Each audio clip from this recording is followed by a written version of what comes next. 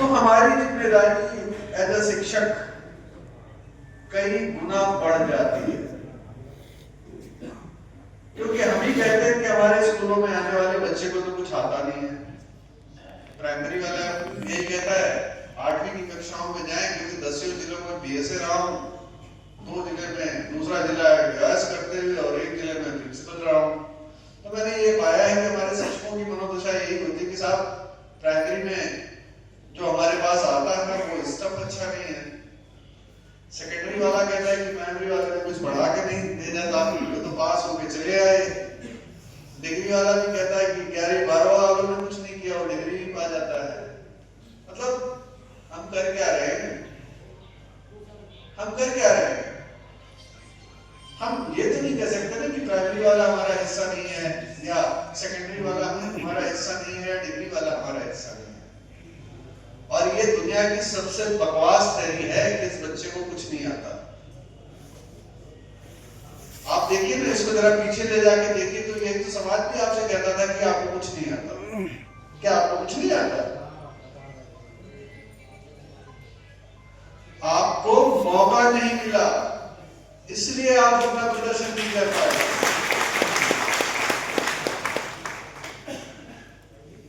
आजकल कई कॉम्पिटिशन्स के जब रिजल्ट आ रहे हैं तो रिजल्टों में थ्योरी पलट गई। मैं कई वो देख रहा था पीछे दिन पे सोशल मीडिया पे खूब डिबेट चली कि जनरल की मेरिट नीचे जा रही है, वो किसी के ऊपर आ गई।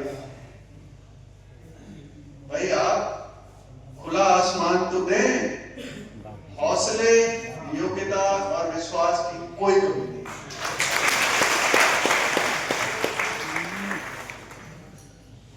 मैं आपसे ये भी कहना चाहूंगा कि हमें जो चुनौतियां हैं उनको अवसरों में बदलने की कला सीखनी पड़ेगी। अगर सबको सब कुछ बहुत अच्छा मिलता है ना तो प्रगति अभिवृद्धि होती नहीं है। मैं ग्रामीण परिवेश में पला पढ़ा, पिताजी छोटी सी नौकरी करते थे, मुझे ये सलाह देते थे कि तू बीए कर रहा है, ढंग से मेहनत कर ले, क्लर्क ग्रेड की परीक्षा पास कर ले, जब रिटायर होगा तो सेक्शन अफसर बनेगा और वो गेस्टेड होता है। मैं अपने पिताजी से कहता था मैं ठेला लगा दूंगा लेकिन बाबू नहीं बनूंगा। ऐसा नहीं कि बाबू का पद खराब है, बट मैंने ये पाया है कि महीने के लास्ट में घर का खर्चा चलाना मुश्किल हो जाता था, क्योंकि हमारे यहाँ पे पेरेंटिंग नाम की चीज नहीं है। मैं अमेरिका गया तो मेरा सफाई कर्मचारी जो है वो मेरा कमरा साफ करता था और उसके बाद मेरे साथ बैठ के मेरी टेबल पे नाश्ता करता था, और उसके पक्ष बड़े अच्छे हुआ करते थे और मुझे मैंडेटरी था उसको 15% जो भी उसका पक्ष था उस पे उसको इंसेंटिव देना। तो उसमें कोई उच्चता और नीचता का भाव नहीं था, मेरे कमाने और उसके कमाने में कोई बहुत अंतर नहीं था। तो जो एक हम कहते हैं गरिमा मैं जीवन जीने के लिए, उसके पास भी वो चीजें सब थी जो एक वहां किसी के संभ्रांत व्यक्ति के पास थी। बट हमारे देश में सिस्टम नहीं है। आप देखेंगे तो इतना ज्यादा स्ट्रेटिफिकेशन है, श्रेणीकरण है कि कई बार तो मेरी समझ में नहीं आता, मैं समाजशास्त्र का विद्यार्थी रहा हूं, कि इतना ज्यादा हो कैसे सकता है किसी समाज में श्रेणीकरण। तो यही मैं आपसे ये कहना चाहता हूं कि आज आपको जो लग रहा है कि ये चौपट करने की चीजें हैं, शिक्षा विभाग का आदमी हूं, एनईपी की बात आई मुझसे पहले प्रोफेसर साहब ने कहा, तो मेरा तो ये मानना है कि मेरे लिए वो एक चुनौती है और मैं उससे नई संभावनाएं तलाशूंगा। हमारे प्रधानमंत्री जी भी कहते हैं आपदा में अवसर खोजिए। हम इसको पॉजिटिव ले, मैं आपको बता रहा हूं और फैक्ट बता रहा हूं कि कोविड वैक्सीन, आज आप भले साइड इफेक्ट की बात करिए, उस वक्त हम सबकी ये हालत थी कि हमें कुछ मिल जाए, कुछ लग जाए, और जो दुनिया की मार्केटिंग स्ट्रेटजीज चलती हैं यूरोप की और अमेरिका की, उसको समझना इतना आसान या बाजारों में लेते हैं।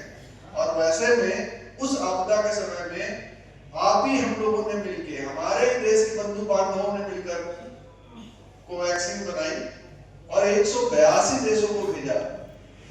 तो ये हमारे सामर्थ्य को दर्शाता है, ये आपदा में हमारे अवसर को दर्शाता है। और एनडीपी में भी मैं आपको बताऊं कि अगर हमने इसको खुले मन से इस पे काम किया, इम्प्लीमेंटेशन एजेंसी है हम और आप, इसको कार्यान्वित करने की एजेंसी है, आप पाएंगे कि जो सिस्टमैटिक एनालिसिस इसमें हम लोगों ने किया है, बड़ा मंथन हुआ है। मैं भी उसी के एक वर्कशॉप में गया हूं। अब हम लोगों ने थ्योरेटिकल एस्पेक्ट्स सिखाए हैं, प्रैक्टिकलिटी की तरफ बढ़े हैं, ग्रुप वर्क की तरफ बढ़े हैं, प्रोजेक्ट वर्क की तरफ बढ़े हैं, और दुनिया इसी पे चल रही है। मेरा छोटा बेटा जो है वो विदेश में पढ़ता है, और मैं उससे बराबर बात करता हूँ कि भैया तुम क्या पढ़ रहे हो, कैसे पढ़ रहे हो, किस तरीके से पढ़ रहे हो, और फिर मैं उसको अपने से कोरिलेट करता हूँ कि मैं क्या कर रहा हूँ, मेरे यहाँ क्या चल रहा है, और मैं खुद वहां से पढ़ के आया हूँ, तो और चीजें समझने में आसानी होती है। हमें चैलेंज स्वीकार करने पड़ेंगे। देखिए, भाग के कुछ मिलने वाला नहीं, जो मिलना है लड़के मिलना है, संघर्ष करके मिलना है, भिड़ के मिलना है, अपना ज्ञान बढ़ा के मिलना है।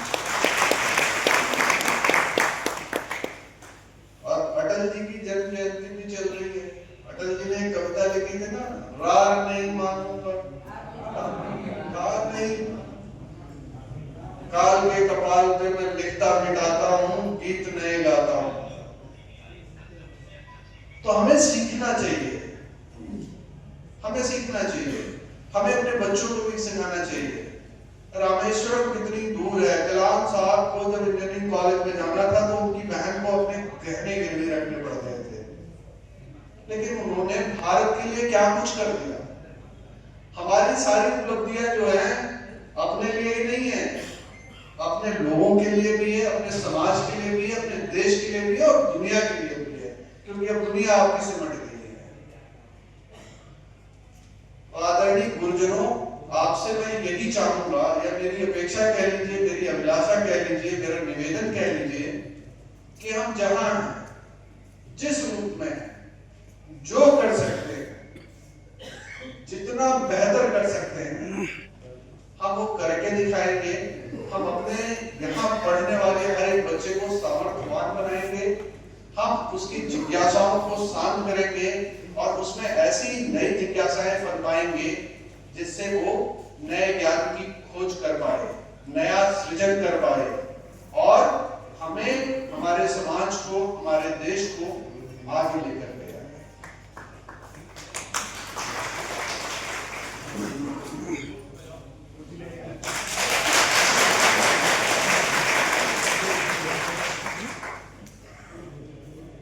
वैसे मेरे जिले में मैं समझता हूँ कि जैसे शिक्षकों की कुछ समस्याएं भी होती हैं कि कहीं उनको चयन वेतनमान नहीं मिलता समय से, कहीं प्रोन्नत नहीं मिलता, और पदोन्नति की फाइलें अटक जाती हैं, मैनेजर साहब नहीं करते हैं।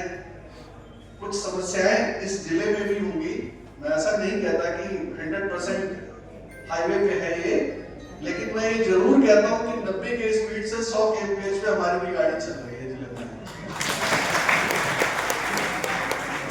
क्योंकि मैं इन चीजों में कोशिश करता हूँ कि टाइमली सबके निस्तारण हो जाए, और खुद भी उनको मॉनिटर करता हूँ, देख लेता हूँ। और लास्ट में मैं आपसे इतना ही कहूंगा कि विभिन्न दूर दराज की जनपदों से जो आए हुए हैं, अगर आप लोगों को कोई यहाँ असुविधा हुई हो तो इस जिले का जिला विद्यालय निरीक्षक होने के नाते मैं अपनी पूरी टीम की तरफ से आप सबसे क्षमा प्रार्थी भी हूँ, और कोशिश करूंगा कि आगे से अगर जब आप लोग आए और मैं इन लोगों के साथ मिलकर कुछ और बेहतर कर पाऊँ तो जरूर।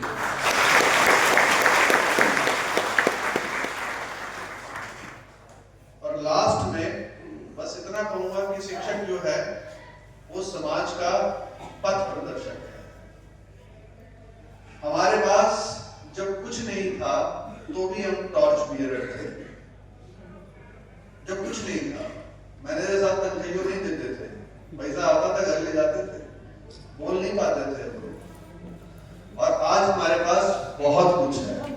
तो हम हम इससे अपना सब कुछ अपने छात्र छात्राओं को देंगे, अपने समाज को देंगे। बहुत बहुत धन्यवाद। जय हिंद, जय भारत।